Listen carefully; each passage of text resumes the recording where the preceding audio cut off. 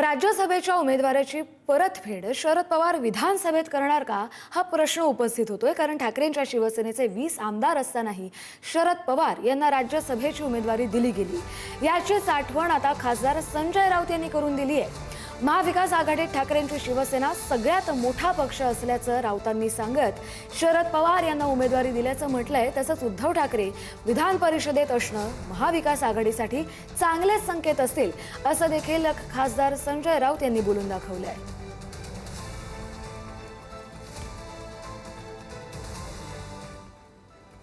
पक्षाला गेली असेल। आमचे 20 आमदार आहेत, लक्षात घ्या।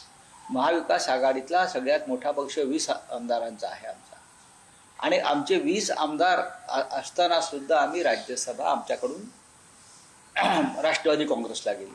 तर आम्हाला असं वाटतं सगळ्यांना की उद्धवजींनी या राज्याचं नेतृत्व केलेलं आहे, उत्तम प्रकारे नेतृत्व केलं आहे, संकट काळात नेतृत्व केलं आहे।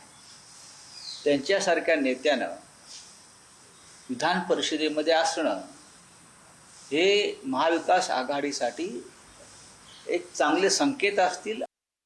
राज्यसभेला खरं म्हटलं तर महाविकास आघाडी म्हणून आमची संख्या कमी असताना सुद्धा महाविकास आघाडीच्या आमच्या मित्रपक्षांनी आदरणीय पवार साहेबांच्या ज्येष्ठतेचा विचार करून, त्यांच्या अनुभवाचा विचार करून त्यांना त्या ठिकाणी पुढाकार घेऊन त्यांनी संधी दिल्याबद्दल आभार व्यक्त करतो। आणि महाविकास आघाडी म्हणूनच पुढं भविष्य काळामध्ये जे काही निर्णय घ्यायचे आहेत, विधान परिषदेची आता निवडणूक आहे, त्या संदर्भामध्ये सुद्धा एकत्र बसून आम्ही निर्णय घेऊ। नाही, मला वाटते त्याच्यावर राजकीय स्टेटमेंट करण्यापेक्षा महाविकास आघाडी म्हणून एकत्रितपणे आम्ही तो निर्णय त्या ठिकाणी घेऊ आणि योग्य निर्णय आपल्याला निश्चितपणे दिसेल।